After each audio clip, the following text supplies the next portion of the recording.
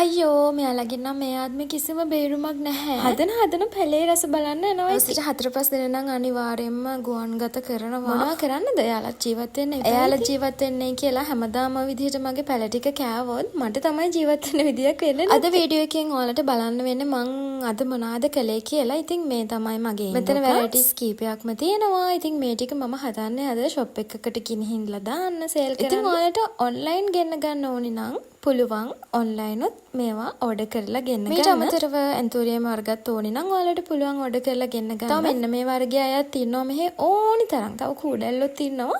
ඉතින් එයාලත් ඔයාලට උන්නම් online order කරලා ගෙන්න ගන්න පුළුවන්. ඔන්න එයාසෙන් ඔයාලට චූටි ටිප් එකක් කියලා දෙන්නම්. ඇන්තෝරියම් හදන අයට මේක ගොඩක් වැදගත් වෙයි. ඔයාලා ගොඩක් කැමති වෙයි මේ ටිප් එකට. ඒ වගේම මං හිතන්නේ මේක අත්හදා බලන අයත් ඇති. මම පැල ගොඩක් බෝ කරගන්න මේ ක්‍රමය අත්හදා බලනවා. මේ වගේ ලොකු පඳුරු වල අපි පැල ගලවලා වෙන් කරනකොට පැල මෞෂාකය එහෙම පිටින්ම ගලවලා වෙන් කරන්නේ නැතුව පැලේ කඩලා එහෙමත් නැත්නම් පැලේ කපලා ගත්තට පස්සේ පඳුරට ඉතුරු වෙන යට කොටස කෑල්ලෙන් මේ වගේ පැල ගොඩක් වෙන් කරගන්න පුළුවන්. ඒ වගේම කඳ කොටස හරහට පෝච්චි හිටවුවම ඒ කියන්නේ ඔයාලට පේනවා ඇති මේ පැලේ තියෙන පෝච්චිය මැද්දෙන් නෙවෙයි පෝච්චිය කොනට. අපි පෝච්චිය මැද්දෙන් හරහට දාලා කඳ කොටස මේ විදිහට හිටවුවම ඒ කඳ කොටසෙනුත් අපිට පැල ගොඩක් බෝ කරගන්න පුළුවන්.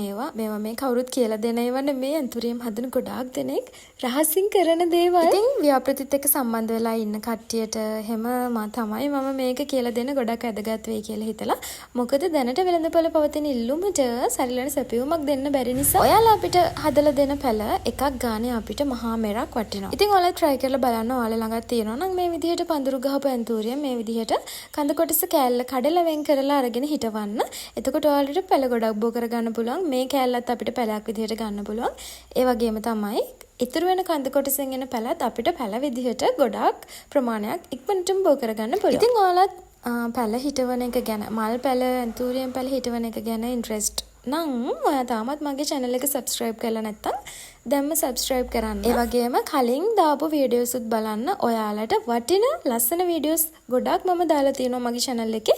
ඒවත් බලලා ඔයා නොදන්න දේවල් ගොඩක් ඒ කියන්නේ මල් වලට දාන පෝර වර්ග මොනවද? මල් හැදෙන්න දාන පෝර මොනවද? පැල හැදෙන්න දාන පෝර මොනවද? පැල හැදෙන්න දාන මාධ්‍ය මිශ්‍රණය මොනවද? මේ වගේ ගොඩක් වටින වැදගත් වීඩියෝ ගොඩක් මගේ channel එකේ තියෙනවා. ඔයාට පුළුවන් එකින් එක ගිහිල්ලා බලන්න. ඒ වගේම කමෙන්ට් එකක් like එකක් දාන්න අමතක කරන්න එපා. අපි පැල හදද්දී ඔහේ හදන්නම් වාලේ හදන්නේ නැතුව ඒවට අවශ්‍ය පෝර වර්ග අණුව සහ අවදි අණුව හරියට යෙදුවොත් අපිට පුළුවන් කුඩා කාලයකින් හරිම ලස්සන නිරෝගී විදිහට පැල හදාගන්න. ඉතින් මගේ ඉන්ඩෝර් ප්ලාන්ට්ස් ටික නම් ඇත්තටම කැලේට ගිහිල්ලා තියෙන්නේ. මම අද කීපයක්ම අරගෙන හිටෙව්වා. ඒ වගේම හෙට දවසත් මම වෙන් කරන්න මගේ ප්ලාන්ට්ස් ටික ආපහු නැවත තියෙන තත්ත්වයටම පත් කරගන්න. මොකද මේ දවස් ටිකේ ගොඩක් බිසි වෙලා හිටියේ අවුරුද්දකට ආසන්න කාලයක් ෂොප් දාපු නිසා සහ ඒ වගේ දේවල් වලට එළියට යන්න නිතරම සිද්ධ වෙච්ච නිසා මගේ net house ඇතුළත් බලන්නත් බැරි වුණා. ඒ වගේම චූටි අතපසු වීම කස්ටමර්ස්ලාටත් මගේ අතින් සිද්ධ වුණා. ඉතින් මේ හැම දෙයකටම සෝරි කියලා කියනවා සමාවිල්ලනවා.